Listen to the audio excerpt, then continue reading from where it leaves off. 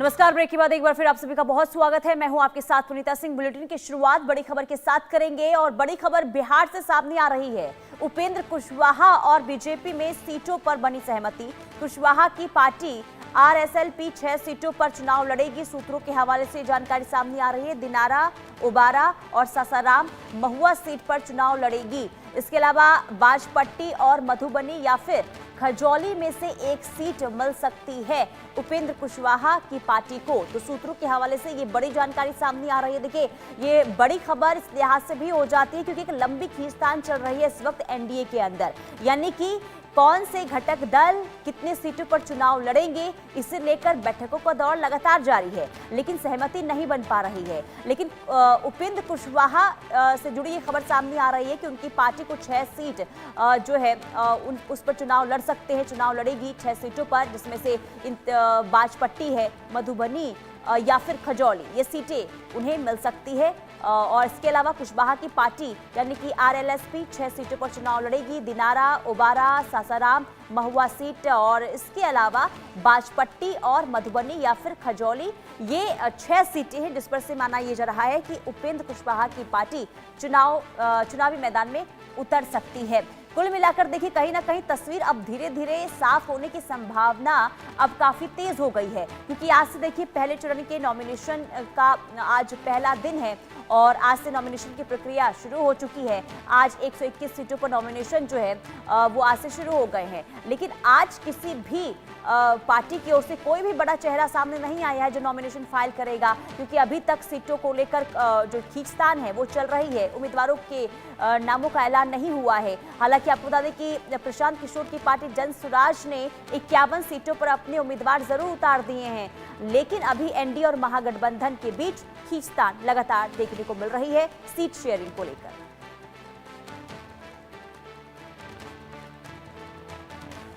तो ये बड़ी खबर आपको बता रहे हैं। उपेंद्र कुशवाहा की पार्टी जिसे 6 सीट मिलने की संभावना, सूत्रों के हवाले से जानकारी सामने आ रही है, यानी कि आरएलएसपी 6 सीटों पर चुनाव लड़ेगी। और इसी बीच एक और बड़ी खबर सामने आ रही है। बिहार चुनाव के लिए आरजेडी उम्मीदवारों का ऐलान जल्द करने वाली है। आज दोपहर बाद आरजेडी संसदीय दल की बड़ी बैठक होगी और पूर्व सीएम राबड़ी देवी के आवास पर मीटिंग होगी। मीटिंग में उम्मीदवारों पर अंतिम मुहर आज लग जाएगी। तो आरजेडी आज उम्मीदवारों के नामों का ऐलान हो सकता है आज कर दिया जाए, क्योंकि माना यह जा रहा है कि आज जो बैठक होगी उसमें आज फाइनल लिस्ट तैयार कर ली जाएगी आरजेडी की तरफ से, और संभावना इस बात की कि आज नाम का ऐलान हो जाए या फिर कल तक नाम का ऐलान आरजेडी की तरफ से हो जाए। लेकिन आरजेडी की ओर से भी अभी तक ये साफ नहीं किया गया है कि आरजेडी आखिर कितनी सीटों पर इस बार चुनाव लड़ने जा रही है, क्योंकि कांग्रेस और आरजेडी के बीच में अभी भी सीट शेयरिंग को लेकर देखिए पेच जो है वो फंसा हुआ नजर आ रहा है। रस्साकशी लगातार देखने को मिल रही है। लेकिन इसी बीच जो जानकारी सामने आ रही है वो ये कि आरजेडी की जो आज बैठक होगी उसमें उम्मीदवारों के नामों पर अंतिम मुहर लग सकती है। शैलेंद्र कुमार हमारे संवाददाता तमाम जानकारी के साथ जुड़ चुके हैं। शैलेंद्र, आज बैठक होगी आरजेडी के संसदीय दलों की बैठक जो होने वाली है, क्या माना जाए कि आज फैसला लगभग तय है उम्मीदवारों के नामों को लेकर? जी बिल्कुल, फैसला लगभग तय है और विशेष बात यह है कि गठबंधन यानी सीट शेयरिंग का मामला सहयोगी दलों से चलता रहता है और क्योंकि अब समय कम है इसीलिए अन्य जितनी भी कहीं औपचारिकताएं हैं राजनीतिक दल वो पूरा करना चाहते हैं। हमने देखा था कैसे कांग्रेस की जो सीईसी की मीटिंग हुई थी और फिर बीजेपी की भी मीटिंग शेड्यूल है, जो संसदीय बोर्ड बैठेगा वो प्रत्याशियों को तय करेगा। ऐसे ही जो एलजेपी आ रहे यार वो उसने भी अपनी संसदीय बोर्ड की बैठक बुलाई। यानी सभी राजनीतिक दल ऐसे हैं जो भले ही बातचीत चल रही है, बातचीत के बीच में अपनी जो औपचारिकता है यानी अपने दल की औपचारिकता है किस तरह से वो प्रत्याशियों का चयन करते हैं, शॉर्ट लिस्टिंग किस तरह से होती है। बीजेपी की हम लोगों ने देखा कि यहाँ चुनाव समिति की बैठक हो गई है और वैसे ही अब आरजेडी, क्योंकि आरजेडी का आला कमान भी पटना में बैठता है और पटना से ही चीजें तय होती हैं, यानी कि लालू प्रसाद, राबड़ी देवी और तेजस्वी यादव एक ही आवास में रहते हैं और 10 संसदीय बोर्ड और वहीं पर ये बैठक होनी है। तो साफ तौर से है कि आज जितने लोग हैं, जितने प्रत्याशी संभावित प्रत्याशी हैं, यानी कि सभी सीटों पर कई कई प्रत्याशियों के दावे होते हैं और उन दावों को देखते हुए जो सबसे सुटेबल प्रत्याशी लगता है, जो पार्टी को लगता है कि जिताऊ उम्मीदवार हो सकता है, उस उसके नाम पर मोहर लगती है। और वैसे तो पूरा पैनल बनता है, यानी हर सीट पर एक पैनल बनता है, चाहे वो सिटिंग सीट हो और चाहे वो हारी हुई सीट हो।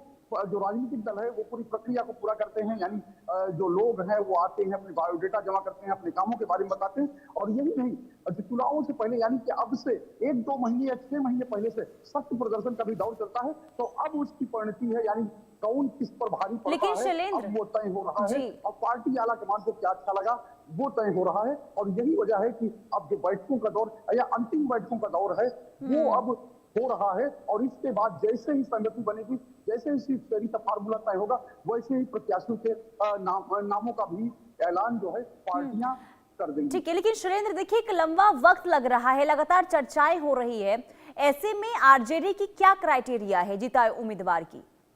कैसे चयन हो रही है उम्मीदवारों की आरजेडी के अंदर?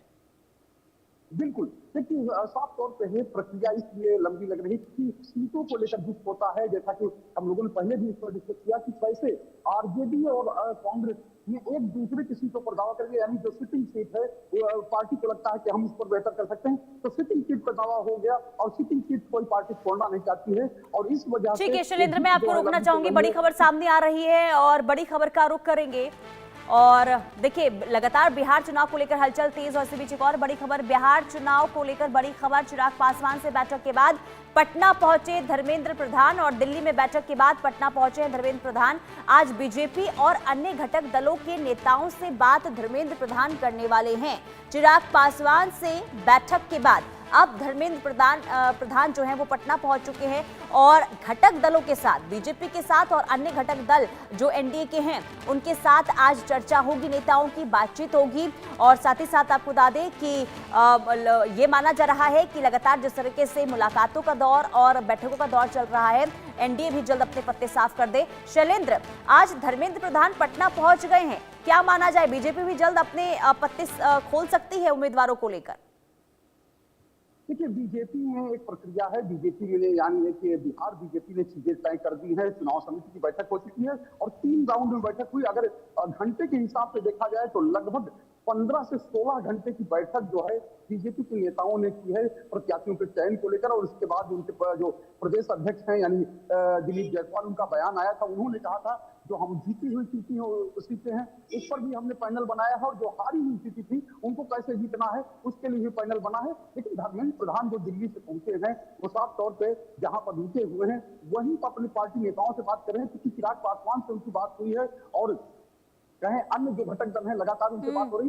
और वो चुनाव जो प्रभारी है, बिहार के चुनाव प्रभारी है, ऐसे में सबसे बड़ी जिम्मेदारी उन्हीं की है और वो ही जो है लीड कर रहे हैं इस समय जो बातचीत है। यानी लेकिन शैलेंद्र इतना लंबा वक्त आखिर लग क्यों रहा है? चिराग पासवान से कई दौर की बातचीत हो चुकी है और आज खुद धर्मेंद्र प्रधान ने एक बार फिर उनसे बातचीत की है। इसके बाद धर्मेंद्र प्रधान का पटना आना, बीजेपी के नेताओं के साथ, घटक दलों के साथ बातचीत करना, क्या कहीं खींचतान की स्थिति बनी है क्या एनडीए के अंदर?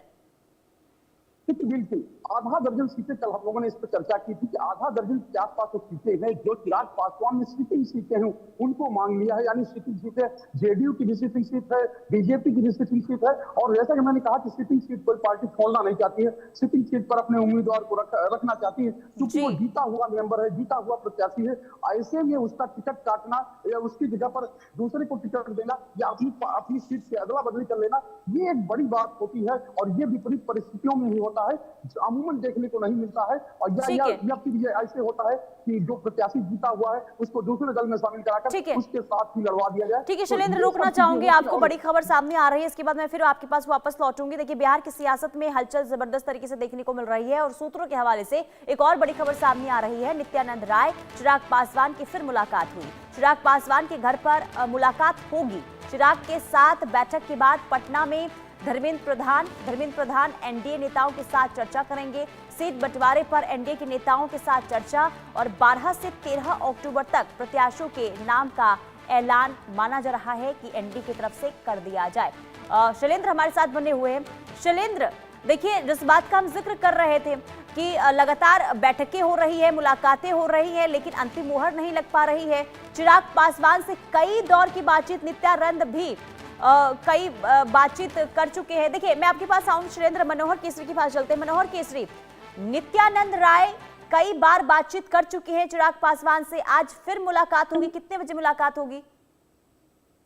देखिए बिल्कुल आज दोपहर में कभी भी मुलाकात हो सकती है, लेकिन कल देर रात जिस तरह से बैठकों का दौर जारी रहा, करीब 11 बजे रात में जो है सो चिराग पासवान के घर जो नॉर्थ एवेन्यू में है वहां से नित्यानंद राय और धर्मेंद्र प्रधान निकले हैं और चिराग पासवान उनको बाहर स्वीप करने के निकले। दोनों के चेहरे पे मुस्कुराहट साफ देखने को मिल रही, मतलब कहीं ना कहीं जो है तो बातचीत फाइनल के दौर पर काफी हद तक हो चुकी है। इसीलिए आज एक बार फिर नित्यानंद राय जो है तो चिराग पासवान के साथ बैठेंगे, क्योंकि चिराग पासवान साउथ बिहार में अगर हम शाहाबाद क्षेत्र की बात करें उधर फोकस कर रहे हैं, ज्यादा से ज्यादा सीट मांग रहे हैं। जैसा कि शैलेंद्र जी ने भी बताया कि जो सिटिंग विधायकों की अगर टिकट बीजेपी काटती है या जेडीयू काटती है तो उनके लिए काफी मुसीबत होती है। तो ऐसी स्थिति में आज धर्मेंद्र प्रधान इसी वजह से पटना पहुंच चुके हैं। वहां पर देर रात जो बातचीत हुई है चिराग पासवान के साथ, उन सारी चीजों को अपनी पार्टी के वहां लोकल कार्यकर्ताओं से एक बार बातचीत करेंगे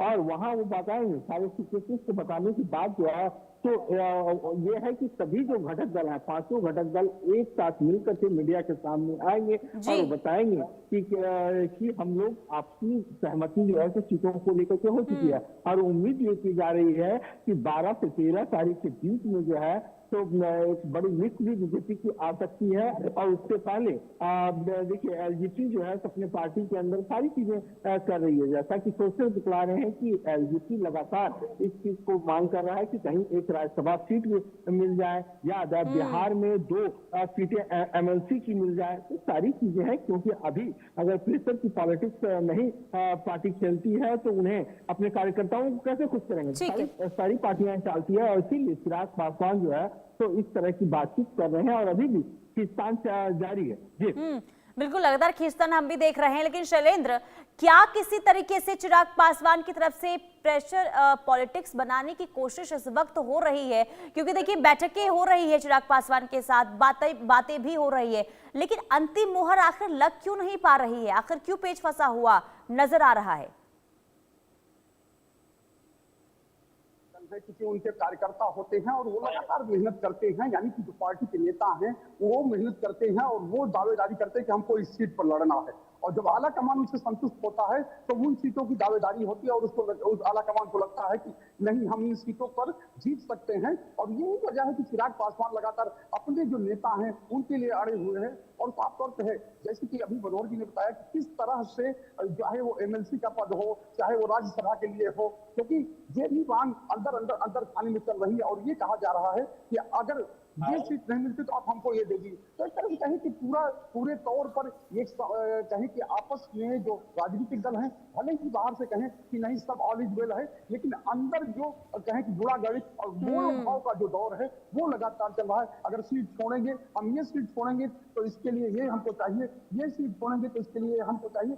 यानी कि एक चीज और भी है, एक प्रेशर पॉलिटिक्स के साथ अपने नेताओं को दिखाने के लिए, यानी जिसने 5 साल मेहनत की है उसको भी ये दिखाने और जताने के लिए होता है कि हमारी पार्टी ने तो बहुत मेहनत की, हमारी पार्टी ने तो बहुत चाहा, लेकिन क्या करे, गठबंधन का मामला था इसलिए सीट नहीं मिली। तो साफ तौर पर अब हम लोग देखते हैं किस तरह से बाद में नेता कहते हैं कि गठबंधन में सीट चली गई थी, इस वजह से हम चुनाव नहीं लड़ पाए, अगर चुनाव लड़ते तो हम जीत जाते। तो ये वाली भी बात रहती है। और ये यानी कि कॉन्फिडेंस लेवल है तमाम पार्टियों का, और यही वजह है कि सीट को लेकर दावे भी किए जा रहे हैं कि ज्यादा से ज्यादा सीटों पर हम चुनाव लड़ेंगे। ठीक है शैलेंद्र और मनोहर, आपका बहुत शुक्रिया तमाम जानकारी देने के लिए। बिहार की खबरों पर नजर बनी रहेगी और लगातार